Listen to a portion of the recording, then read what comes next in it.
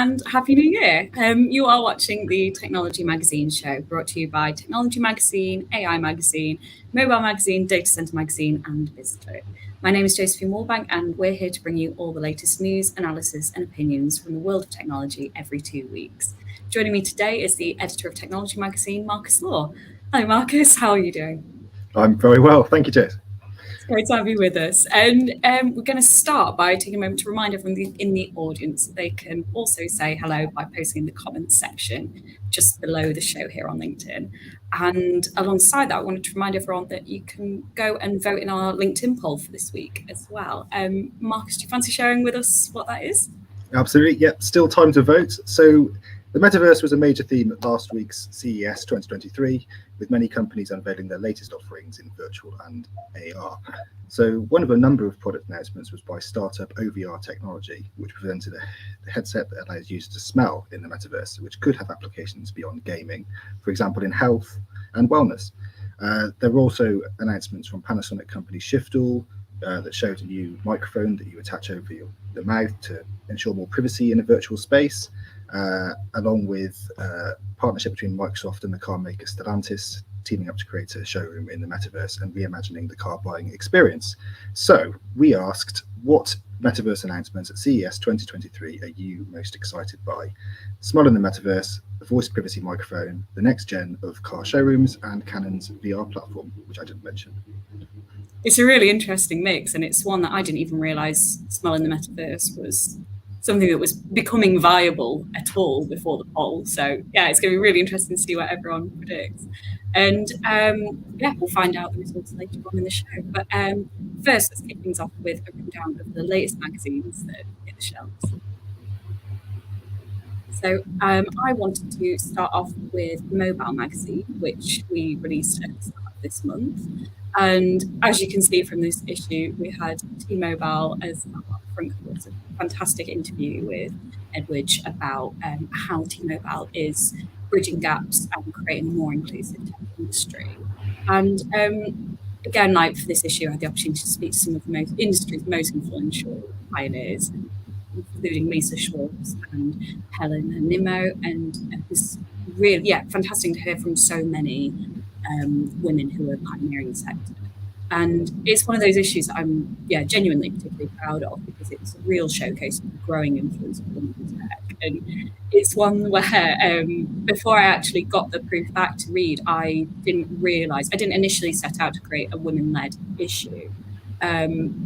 Maybe when you look back, I realised how many women were featured and how much the industry's D&I initiatives are really coming to fruition. So yeah, it was a really proud thing. And the topics that we covered include things like how smart city technology is set to influence the events sector, Oracle NetSuite's guidance for SMEs who are looking to cloud technologies, and how enterprises can manage the cybersecurity risks that are presented by the metaverse, which is metaverse is going to be our theme for this month's episode. So a lot more of that later on. Marcus, could you tell me more about Technology Magazine? Yeah, absolutely. Yeah, metaverse, if you hadn't noticed already, is a theme of this month's show.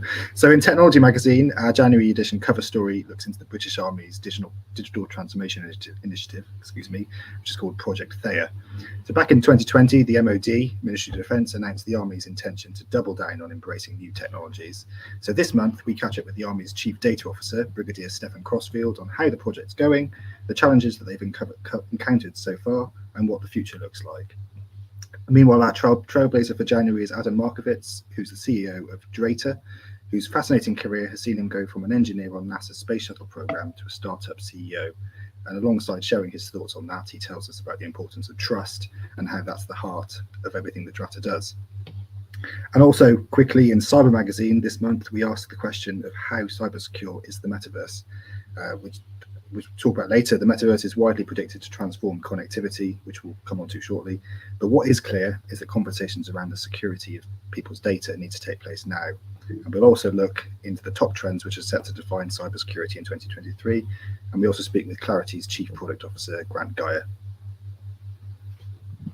Fantastic. Well, it's such an interesting topic, and especially when we kind of consider the applications of the metaverse from a cybersecurity lens, because so we wanted to focus this show on kind of deep dive discussion of metaverse applications, because I think, personally speaking, I think it's fair to say that at the moment we're kind of still in that hype bubble phase of the metaverse. I don't know if you agree, Marcus, but it's where the kind of futuristic visions that we have for it as the next phase of the internet are, the majority of the discourse is kind of focused on that, what could be, and the excitement around that. But the practicalities of that, and realistically speaking, how viable these opportunities are kind of just becoming more widely discussed about. So for this issue, we wanted to kind of focus on the concept of virtual offices and whether that could be the next step for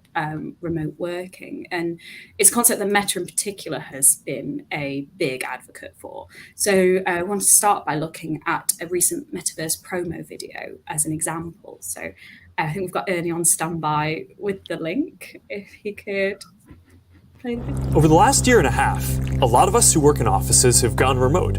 And while I miss seeing the people I work with, I think remote work is here to stay for a lot of people. So we're going to need better tools to work together. Let's take a look at what working in the metaverse will be like. Imagine if you could be at the office without the commute. You would still have that sense of presence, shared physical space, those chance interactions that make your day all accessible from anywhere. Now imagine that you have your perfect work setup and you can actually do more than you could in your regular work setup. And on top of all that, you can keep wearing your favorite sweatpants. Looking good. Let's get together real quick for a debrief.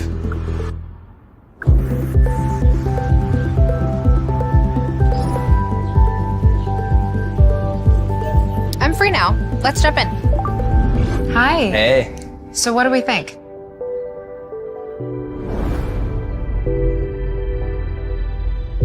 I think it's ready. Great. I'll prep it for the presentation. All right. Good luck. Imagine a space where you can tune out distractions and focus on the task at hand. And when you're ready to share what you've been working on, you can present it as if you're right there with the team.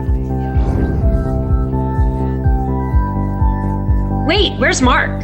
I think he's in the middle of something.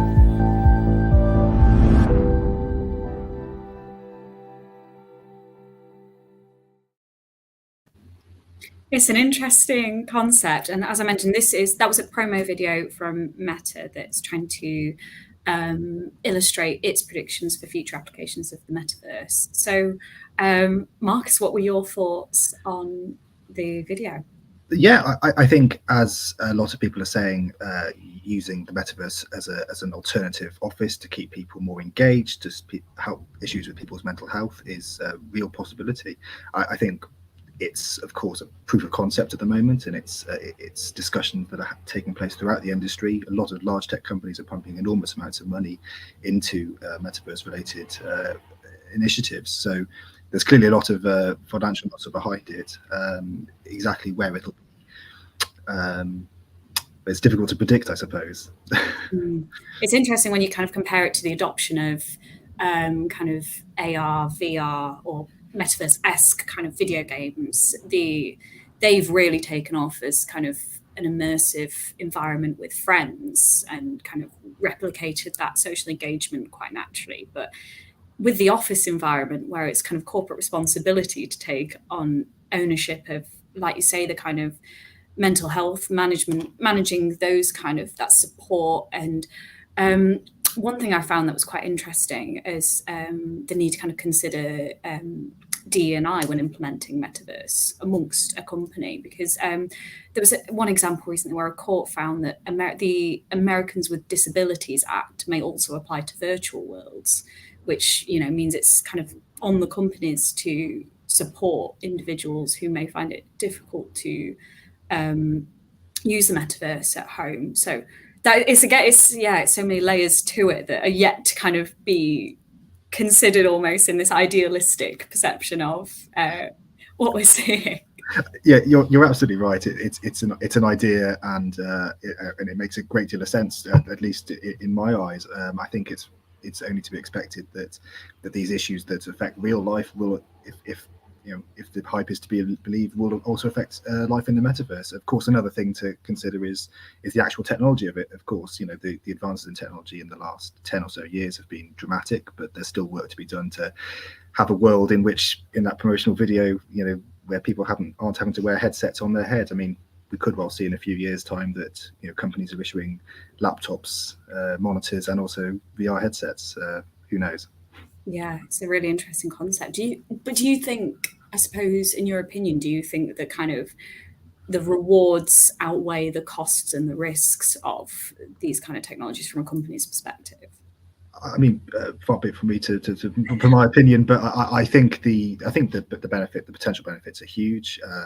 As I mentioned earlier, I don't think these big tech companies would be investing as much money into these schemes if they didn't think there was merit behind them.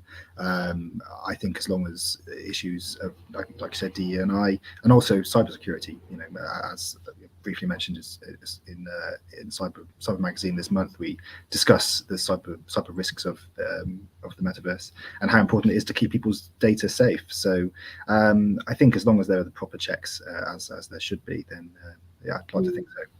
Yeah, it's the nature of the data being collected. It's enough to kind of you wonder how many people in teams would be willing to take on, kind of willing to adopt metaverse technologies if they weren't familiar with it before. But it's interesting. Like, I think the way the video kind of tried to focus on class, in a typical fashion for promotional video, but like the kind of the replication of the energy and the vibe, I suppose, that was created in these videos, in the kind of metaverse setting. So they seem to really try and hone in on the fact that in-person environment can be replicated, which was an interesting angle. Don't know if it's... Yeah, no, absolutely. I think it's people's, especially during the worst stages of the COVID-19 pandemic, it was very difficult for a lot of people suddenly being made to work from home. Even companies that were quite well established to work for their employees to work from home, had some issues to overcome. So and there was a lot of research into the fact that people's mental health suffered and has continued to do. And now we're in a different world where we're on the other side. Fingers crossed, and companies have to adapt. But how about you? Can you see yourself wearing a VR headset for work? I'm probably, I don't know. It's an interesting one because I think we've spoken about this before. I like, when I work from home, I do miss the kind of social interactions. It's nice being home, but it's the longer days. You miss the social interactions. So it'd be interesting to see how successfully that kind of ease of communication and whether that can really be achieved in the way that Meta illustrates it. I think that'd be really interesting to see. But without that kind of, again, I use energy in quotation marks. Without that, it's kind of, I'd be surprised if the cost reward was achieved there. But that's just me. I'm not a CEO, so I couldn't speak too critically on that. I think they're very real questions, though. I mean, there's been, you can look at the potential upsides of the metaverse, and it's also very easy to look at the amount of money that's been invested into these schemes and say, is it worth it? I think time will tell. Would be anything I would want to say about that. I understand people's hesitations about it because it's fundamentally a major shift in how people work and how people interact with each other. So I think it's very exciting. And the industry standards, although they're kind of still being, as far as I understand it, they're still being defined, and the regulations are still kind of this a lot of vague kind of. We're yet to see some standardization, but I think when that's in place, it'll be interesting to see the kind of the viability, the security, and how easily it can be implemented. It's an interesting one. And it's interesting to see where Meta stands in a couple of years' time and how far they're leading the charge. So and if you guys in the audience have got any comments to add to the discussion, we've got the comment section. So please do share your thoughts. It'd be really interesting to see. But for now, we've got a short ad break and got time for a cup of tea.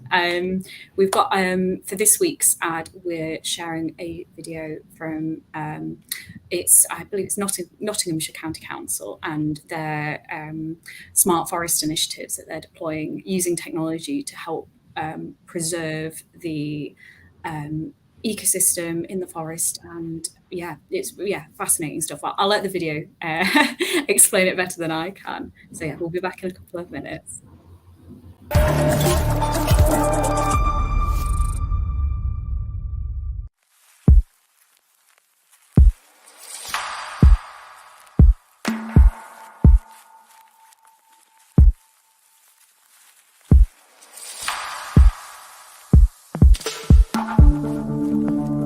I'm Stefan Stanisławski. This project's really been about 5G. 5G is about fast broadband communications. We've got it in 2 buildings, Rufford Abbey, Rufford Mill, here at the Visitor Centre and in an office building in Worksop. So lots of images, the augmented reality to develop that visitor experience, and we've made it work despite the pandemic.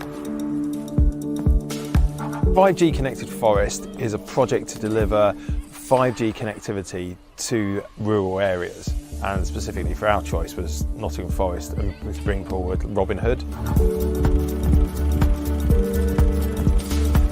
So the idea was that we would try and bring augmented reality content to the forest. This technology has hardly ever been used before. We think we've developed the world's first ever interactive holographic movie.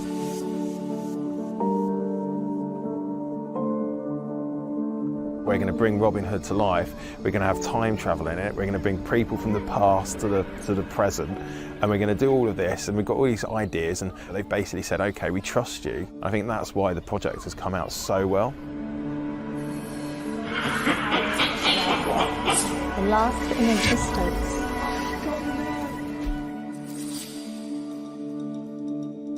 At the other end, what Netmore does is Internet of Things, IoT, that's about very slow, very little communication, but from sensors, so in a water meter, for example. Working in the forest has been very interesting. Obviously, you can see the trees. Once they get leaves on them, radio waves bounce. So you have a problem sometimes with connectivity. My name is Taufik Ashari. I am from Birmingham City University. I was asked by the head of school in my faculty to lead this big profile project. As a university, our primary task is on the environmental management, leveraging upon the ground robots and aerial robots to conduct forest monitoring.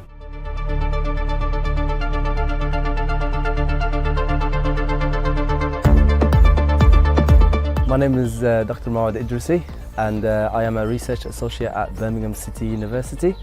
The robotic dogs have actually been purchased from our manufacturer, and my particular role was to focus on the control aspect of it. And that is particularly focused on enabling the robot to move around the forest, analyze the health of the forest. I have had the privilege to work on some of the state-of-the-art sensors. We managed to equip the robots and the drones with the advanced functionalities. With these 2 devices or 2 robots working together, we can capture images and data from the ground as well as from above. So then we can ensure that the health of the forest is ensured. And that will reduce wastage, which will put a lot less stress on our water infrastructure. It all feeds into sustainability.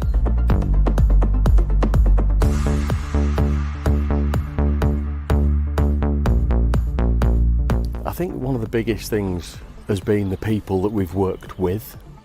We're in a situation where commercially we could probably do something straight after these trials.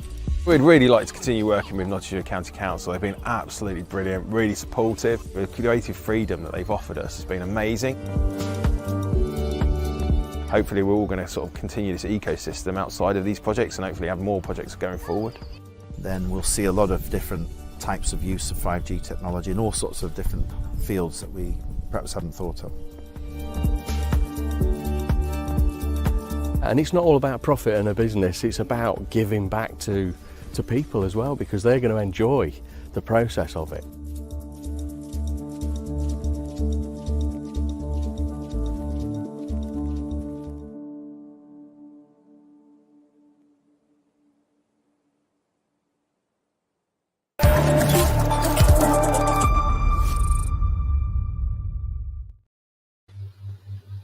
Welcome back, everyone. Thank you. I hope you enjoyed the adverts and extraordinary work that they're doing there to kind of, across so many different avenues of technology as well. Yeah, it's amazing stuff. So for this next half of the show, we wanted to take you through some of the biggest news stories that we've been covering across our websites. So Marcus, could you start us off with the latest news from Technology Magazine? Yeah, I certainly can. Yeah, first of all, we had news yesterday that IBM has named Dr. Nicola